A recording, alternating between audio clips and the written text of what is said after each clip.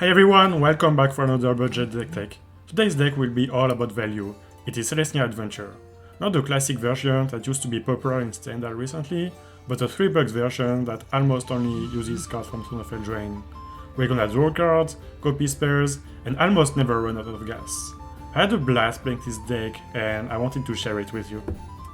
First, I wanna start with a quick reminder on the adventure mechanic. Creature with adventure can be cast for 10 mana cost like a normal creature, or you can send them on an adventure by paying the adventure cost. It will do the effect in the adventure part of the card, then you will exile it, and you can cast the creature from exile later.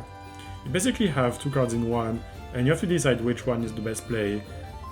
It gives you a lot of flexibility, and that's why I love this mechanic. So let's talk about the deck list. Now the two most important cards here are Lucky Clover and Edgewall Innkeeper. We are running a playset of each. Lucky Clover is an artifact, so it is not always easy to remove. It costs 2 mana and reads, whenever you cast an adventure spell, copy it. You may choose new target for the copy. This card is insanely good. We are playing 22 adventure cards, so for only 2 mana the return on investment will be huge. This means that we can copy all of our pump spell, we can ramp twice, we can create twice as many tokens. It might be a little bit slow against aggro, but many times these cards will win us games. Edgewall Innkeeper is a 1/1 creature for 1 mana that says, whenever you cast a creature that has an adventure, draw a card. It is crazy that these guys only cost 1 mana. It is easy to remove, but if it stays on the board, our hands will never be empty. We don't even need to use the adventure first, so if we really need to draw cards, we can play our creature directly. As you can expect, we have a bunch of creatures with adventures. First, a playset of Fairy Godmother, Silverflame Squire, and Shepherd of the Flock.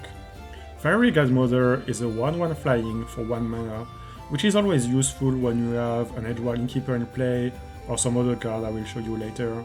But in my opinion, the real value of this card is its adventure. Giving a creature +2/+1 and flying can be very useful, especially when we have some of our bigger threats on the battlefield, and the opponent has some blockers. Silverflame Squire is a 2/1 for 2, so not very impressive stats. However, its adventure is an instant that untaps and pumps a creature. We can use it to basically give one of our creature vigilance, use an activated ability multiple times, or we can use it during our opponent's turn to have a surprise blocker. Shepherd of the Flock is a 3/1 for 2, so a decent aggressive creature, and its adventure can be very useful. We can pay 1 mana to bounce one of our creatures back to our hand. Of course, we can save a creature that is about to die, but we can also use it to reuse an adventure we need. You wanna give one of your creatures flying? Sure, bounce a fairy back to your hand and replay its adventure. You can get even more value if you have cards like Lucky Clover or Edgewall Innkeeper in play. We're not done with our adventure. We have 3 copies of Giant Killer and 3 copies of Beanstalk Giant. Giant Killer is here to kill our opponent's biggest threats, while being able to prevent other creatures from attacking or blocking once it is in play. This guy can be useful against most creatures' best decks.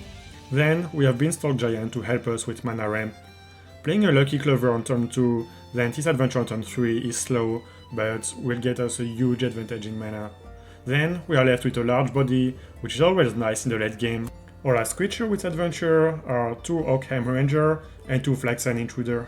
Flaxen Intruder is great when there is an annoying enchantment or artifact we must destroy. That is nice, but for me, I think its adventure is game winning with at least 1 Lucky Clover on the battlefield. Generating 6 2/2 tokens is enough blockers to buy us time against creature-based decks, or we can swing for a lot of damage. For the next card, you have 2 options. Oakham Ranger is a bit costly at 4 mana, it can generate tokens, then can give our team +1/+1. We are playing so many creatures in this deck that going wild can be a way to win. However, I also had good results with a Go Tour strategy and played Twin Veil 3/4 instead. It is a big, dumb creature, its adventure gives +1/+1 counter to win creature. We have some flair in this deck, so giving them +1/+1 counters can be another way to win. You can try both as they cost only a few cents each. The last 2 non-lands cards in our deck are 2 creatures, 3 copies of Wandermare, and a full playset of Mysterious Spotlighter. Wandermare is a 3/3 for 3 and get a +1/+1 counter every time we play a creature with an adventure. We don't need to play the adventure first, so this horse will grow fast. Mysterious Pathfighter is a 2/3 with flying. It gives all of our creatures with adventure a +1/+1 counter when they enter the battlefield. That is a nice bonus that works well with most of the creatures in our deck. Finally, our mana base. Nothing fancy here, 4 Selesnya Guildgates, 11 Plains, and 8 Forests. Feel free to upgrade it if you have better lands. So that's it for today. There are some really cool synergies in this deck. You will often have to decide between multiple interesting choices. I first built this deck in paper, then I played it on Arena for a long time and loved it.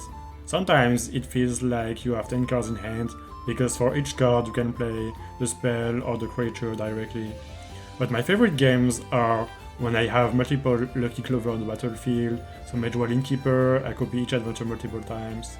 Let me know what you think in the comments, please subscribe, and I see you next time.